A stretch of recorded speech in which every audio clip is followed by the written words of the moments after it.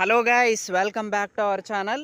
ఈ వీడియోలో మనం రవితేజ గారి ఇరుముడి మూవీ సినిమా కలెక్షన్స్ గురించి అయితే మాట్లాడుకుందాము. Let's get in to the video. So ఇంకా ఇరుముడి సినిమా కలెక్షన్స్ ఎలాగున్నాయి అంటే 73 కోట్ల రూపాయలనైతే వసూలు చేసింది. బ్లాక్ బస్టర్ హిట్ దిశగా అయితే నడుస్తుందన్నమాట సినిమా. సో వేరే లెవెల్ రెస్పాన్స్ అనమాట. సో మన రవితేజ గారు కమ్బ్యాక్ ఇస్తే, రవితేజ గారు హిట్ కొడితే ఈ రేంజ్లో ఉంటుందన్నమాట. ఈ రేంజ్లో రీసౌండ్ వచ్చిద్ది. సో మామూలుగా కమ్బ్యాక్ ఇవ్వలేదబ్బా. కొన్నిసార్లు హిట్ రావటం ఆలస్యం అయిద్దేమో కానీ దాని నుంచి వచ్చే సౌండ్ మాత్రం మామూలుగా ఉండదనే చెప్పాలి. సో నిజంగా మామూలుగా అనిపించలేదు. ఎందుకంటే రవితేజ గారు చాలా కష్టపడతారబ్బా. చాలా బాగా కష్టపడి బాగా యాక్టింగ్ చేస్తారు. సో ఎక్కడో ఏదో మిస్ అవుతుంది అనుకున్నాము. బట్ ఈ సినిమాతో ఓర్రా మాస్ కంబ్యాక్ ఇచ్చారు మన మాస్ మహారాజా గారు. సో నైస్, చాలా బాగా అనిపించింది అనమాట.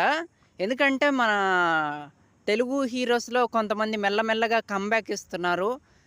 అండ్ ఫస్ట్ అయ్యగారు ఇచ్చేశారు లెనిన్తో, ఇప్పుడేమో రవితేజ గారు ఇరుముడి సినిమాతో కంబ్యాక్ ఇస్తున్నారు. సో చాలా బాగా అనిపిస్తుంది.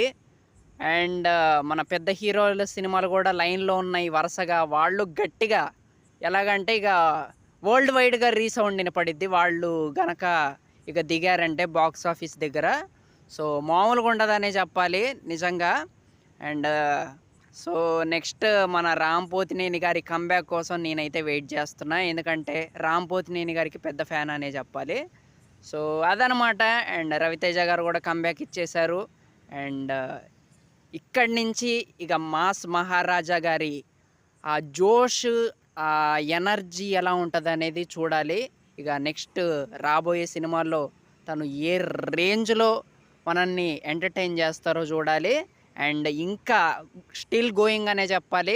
సినిమా బ్లాక్ బస్టర్ హిట్ కొట్టింది అండ్ ఇంకా నడుస్తుంది. అసలు హౌస్ఫుల్స్ నడుస్తున్నాయి, టికెట్లు దొరకట్లా. సో మామూలుగా లేదనమాట. So that is his stardom అనమాట. ఎందుకంటే మనం రవితేజ గారిని చిన్నప్పటి నుంచి చూస్తున్నాము. అండ్ అందరూ బాగా ఇష్టపడతారు అనమాట రవితేజ గారిని. సో అది సో చాలామంది వెయిట్ చేశారు, చాలామంది గట్టిగా అనుకున్నారనమాట రవితేజ గారు కంబ్యాక్ ఇవ్వాలి, కొట్టాలి ఈసారి అని. సో కొట్టేశారు, హిట్ కొట్టేశారు. సో మామూలుగా లేదనమాట. సౌండ్ రీసౌండే మొత్తం వరల్డ్ వైడ్గా అనిపించింది ఈసారి.